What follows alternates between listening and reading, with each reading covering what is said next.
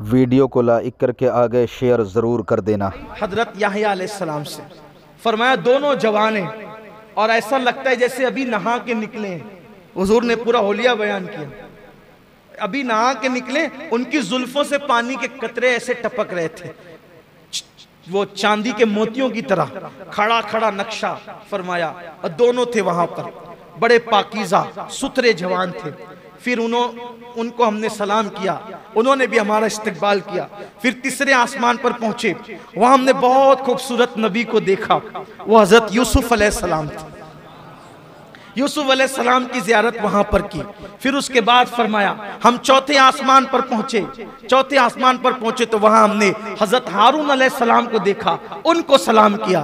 फिर उसके बाद कहा हम पांचवें आसमान पर पहुंचे तो माफ कीजिएगा, हम चौथे आसमान पर पहुंचे तो हजरत इदरीस अलैहिस्सलाम की ज़ियारत की, उन्हें सलाम किया। फिर पांचवें पर पहुंचे तो हजरत हारून अलैहिस्सलाम की ज़ियारत की, उन्हें सलाम किया। छठे आसमान पर पहुंचे, हजरत मूसा अलैहिस्सलाम मिले, उनको सलाम किया तो वो रोने लगे, देख कर रोने लगे, कहने लगे ये जवान मेरे बाद आया, क्या मर्तबे पाया, ये जवान मेरे बाद आया, क्या मर्तबे पाया कि इसकी उम्मत सबसे ज्यादा जन्नत में जाएगी, इसके पैरोकार सबसे ज्यादा होंगे। अल्लाह ने इसको क्या शान अता की। ये रोना हसद की वजह से न था, इस वजह से था कि बड़ी मेहनत की हज़रत मूसा अलैहिस्सलाम, बहुत मेहनत की, लेकिन आपकी कौम बड़ी निकम्मी, बड़ी नालायक कौम, ऐसे ऐसे ताने दिए, नबी को बहुत सताया। लेकिन ये मेरे आका अलैहिस्सलाम, देखो दोनों में फ़र्क बताऊं, दोनों की कौम में फ़र्क।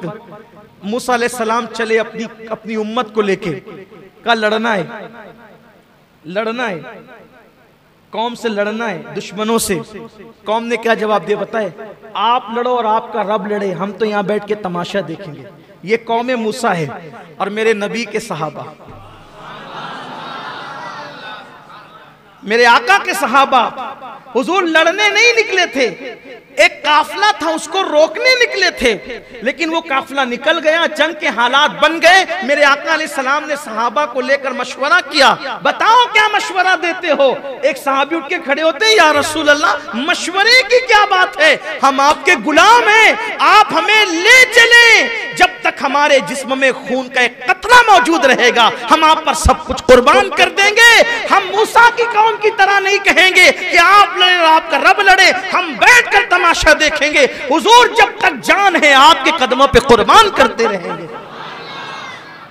हजरत मूसा को तो ये याद आती होगी ना, कौम कहां, ये कहती है आप लड़े आपका, यही तो बात है। इसलिए आपसे कहता हूं जब भी मेरे आका के सहाबा का जिक्र करो, अजमत के साथ करो, बुजुर्गी के साथ करो, एहतराम के साथ करो, बेअदबी के साथ किसी सहाबी का जिक्र मत किया करो। सारे सहाबा अजीम है, बड़े हैं, उन्होंने बड़ी कुर्बानियां दी, हम तो बाद में आए हैं, अपनी कोई औकात ही नहीं। लोगों को तो 5 वक्त की नमाज के लिए टाइम नहीं मिलता। आज मैं देख रहा हूँ मालेगांव के कुछ छोकरे जो 5 वक्त की नमाज भी नहीं पढ़ सकते अल्लाह रसूल के लिए, वो सहाबा को गालियां दे रहे हैं, सहाबा तो ऐसे थे और वैसे थे, तू 1 वक्त की नमाज नहीं पढ़ सकता और तू उन सहाबा को गालियां दे रहा है जिन्होंने अपना तन मन धन कुर्बान किया है। इसलिए सहाबा के लिए जबान पे लगाम रखो, कोई भी सहाबी हो वो सहाबी हैं, और अहले सुन्नत जिसे सहाबी मानते हैं उनकी शान में कोई बेअदबी ना करो। जो मेरे आका अलैहिस्सलाम के किसी भी सहाबी की शान में बेअदबी करेगा ना उसका फर्ज कबूल होगा ना उसका नफल कबूल होगा। हजरत मूसा अलैहिस्सलाम रो रहे थे।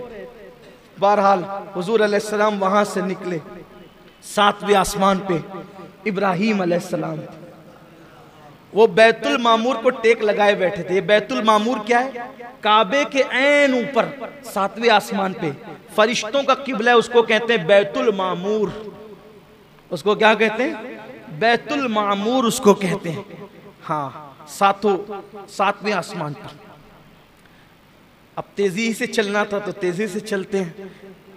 जैसे माह मुहर्रम में कम से कम 5 दिन हम लोग महफिल करते हैं ना, ऐसे मेराज के लिए भी कम से कम 5 दिन महफिल, कम से कम 5 दिन होनी चाहिए।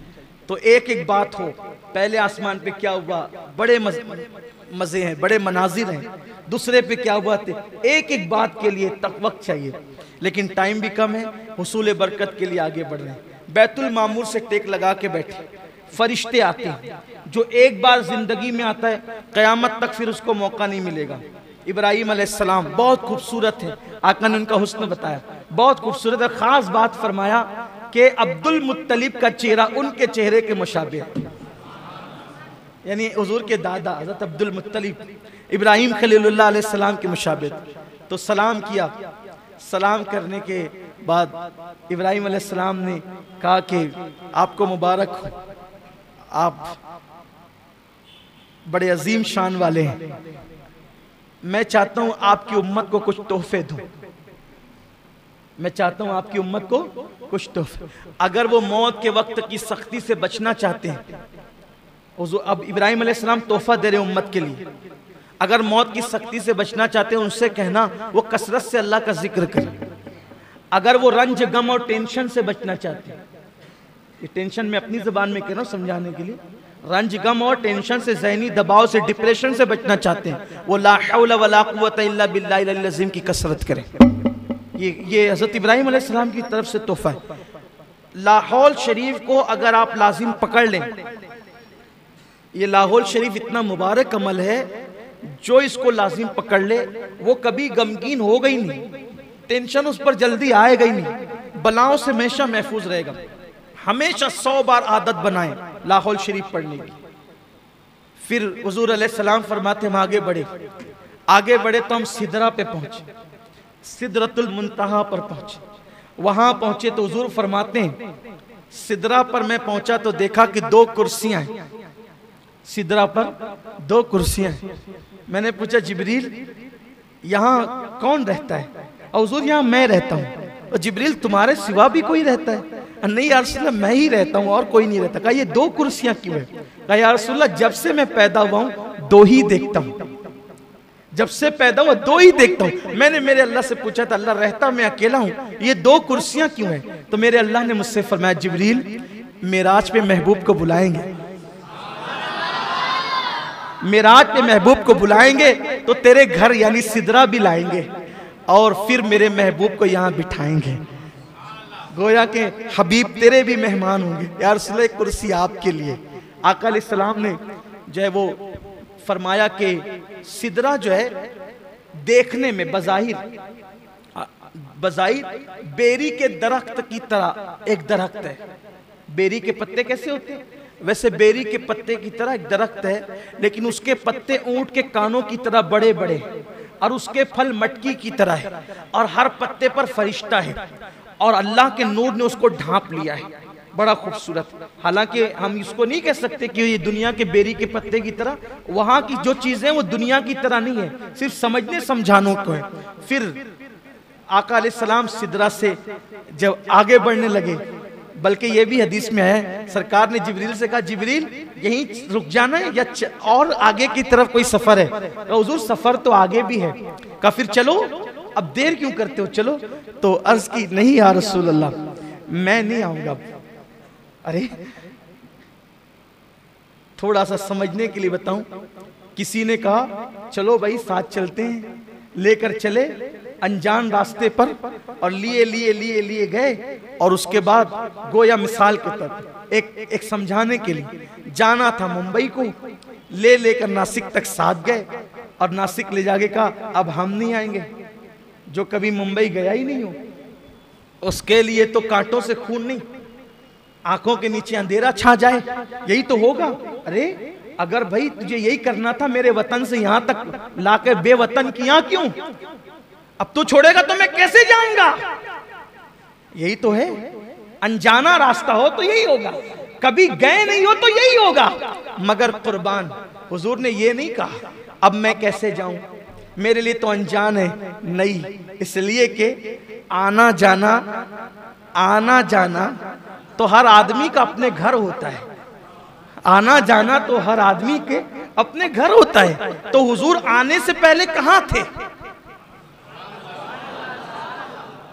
हुजूर आने से पहले कहां थे?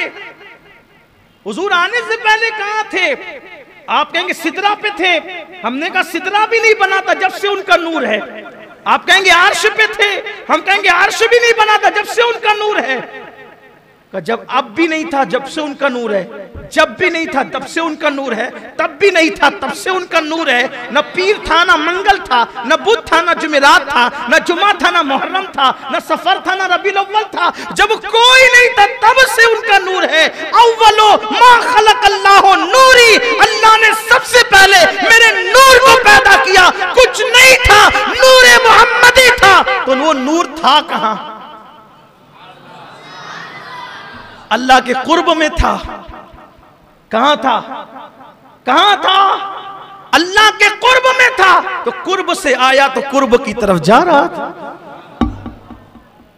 कुर्ब से आया कुर्ब की तरफ जा रहा। लेकिन हुजूर अलैहिस्सलाम ने कहा ना, ताकि हदीस तो बननी है ना, चलो जिब्रील, जिब्रील चलो। कहा नहीं या रसूल, अगर जाऊंगा तो बारी ताला की गैरत से, उसके अनवार, उसकी तजल्लियात से मेरे पर जलेंगे। मैं नहीं आता, आप जाएं। अब आका फरमाते हैं जिब्रील कोई हाजत हो तो मांगो। सिदरा पे रहने वाला इतना करीब, आका कहते हैं कोई हाजत हो तो मांगो। या एक बात अर्ज करता हूं, जिब्रील ने क्या मांगा आप सब जानते हो। आका जब आपकी उम्मत पुलसरात से गुजरे, आपकी उम्मत, तो मुझे पर बिछाने का मौका मिल जाए। जिब्रील ये क्यों मांग रहे हैं? जिब्रील अलैहि। वीडियो अगर अच्छा लगा हो तो लाइक करके आगे शेयर ज़रूर कर देना। अल्लाह हाफिज़।